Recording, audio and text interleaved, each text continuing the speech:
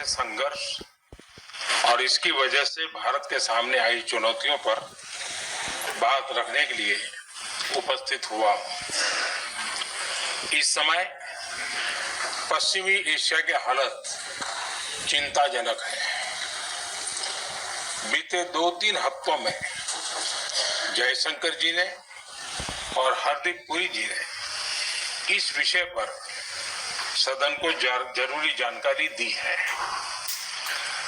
अब इस संकट को 3 सप्ताह से ज्यादा हो रहा है। इसका पूरे विश्व की अर्थव्यवस्था पर, लोगों के जीवन पर बहुत ही विपरीत असर हो रहा है। इसलिए पूरी दुनिया इस संकट के जल्द से जल्द समाधान के लिए सभी पक्षों से आग्रह भी कर रही है। अध्यक्ष महोदय, भारत के सामने भी इस युद्ध ने अप्रत्याशित चुनौतियां खड़ी कर दी हैं। ये चुनौतियां आर्थिक भी हैं, नेशनल सिक्योरिटी से जुड़ी भी हैं और मानवीय भी हैं। युद्धरत और युद्ध से प्रभावित देशों के साथ भारत के व्यापक व्यापारिक रिश्ते हैं।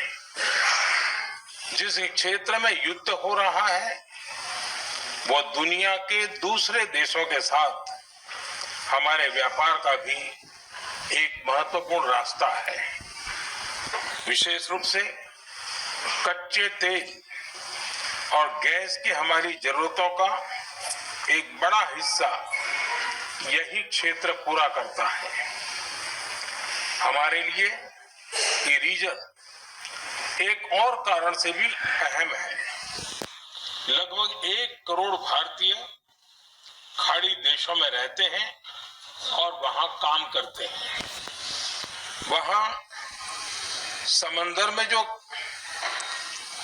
कमर्शियल शिप चलते हैं उनमें भारतीय क्रू मेंबर्स की संख्या भी बहुत अधिक है। ऐसे अलग अलग कारणों के चलते भारत की चिंताएं स्वाभाविक रूप से अधिक है। इसलिए ये आवश्यक है कि भारत की संसद से इस संकट को लेकर एक मत और एकजुट आवाज दुनिया में जाए।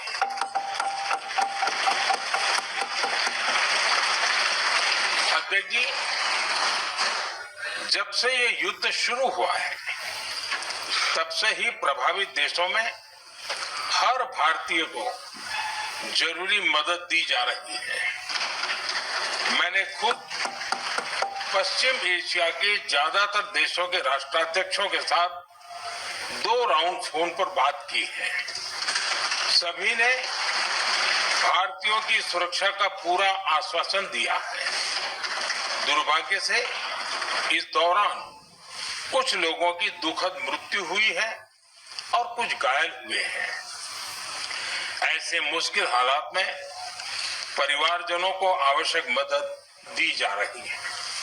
जो घायल है उनका बेहतर इलाज सुनिश्चित कराया जा रहा है। अध्यक्ष जी, प्रभावित देशों में हमारे जितने भी मिशन हैं वो निरंतर भारतीयों की मदद करने में जुटे हैं। वहां काम करने वाले भारतीय हो या फिर जो टूरिस्ट वहां गए हैं, सभी को हर संभव मदद दी जा रही है। हमारे मिशन नियमित रूप से एडवाइजरी जारी कर रहे हैं। यहाँ भारत में और अन्य प्रभावित देशों में 24/7 कंट्रोल रूम और आपातकालीन हेल्पलाइन स्थापित की गई है। इनके माध्यम से सभी प्रभावितों को त्वरित जानकारी दी जा रही है। अध्यक्ष जी, संकट की स्थिति में देश विदेश में भारतीयों की सुरक्षा हमारी बहुत बड़ी प्राथमिकता रही है। युद्ध युद्ध शुरू होने के बाद से लेकर अब तक 3,75,000 से अधिक भारतीय सुरक्षित भारत लौट चुके हैं। ईरान से ही अभी तक लगभग 1,000 भारतीय सुरक्षित वापस लौटे हैं। इनमें 700 से अधिक मेडिकल की पढ़ाई करने वाले युवा हैं। खाड़ी देशों में भारतीय स्कूलों में हजारों विद्यार्थी पढ़ते हैं। सीबीएसई ने ऐसे सभी भारतीय स्कूलों में होने वाली कक्षा 10वीं और 12वीं की निर्धारित परीक्षाओं को रद्द कर दिया है। इन बच्चों की पढ़ाई निर्बाध चलती रहे, इसके लिए सीबीएसई उचित कदम उठा रही है। यानी सरकार संवेदनशील भी है, सतर्क भी है और हर सहायता के लिए तत्पर भी है। माननीय अध्यक्ष जी, भारत में बड़ी मात्रा में कच्चा तेल, गैस और फर्टिलाइजर जैसी अनेक जरूरी चीजें हॉर्मुज स्ट्रेट के रास्ते से आती है। युद्ध के बाद से ही हॉर्मुज स्ट्रेट में जहाजों का आना जाना बहुत चुनौतीपूर्ण हो गया है। बावजूद इसके हमारी सरकार का ये प्रयास रहा है कि पेट्रोल, डीजल और गैस की सप्लाई बहुत ज्यादा प्रभावित न हो। देश के सामान्य परिवारों को परेशानी भी कम से कम हो, इस पर हमारा फोकस रहा है। हम सभी जानते हैं, देश अपनी जरूरत की 60% एलपीजी आयात करता है। इसकी सप्लाई में अनिश्चितता के कारण सरकार ने एलपीजी के डोमेस्टिक उपयोग को प्राथमिकता दी है।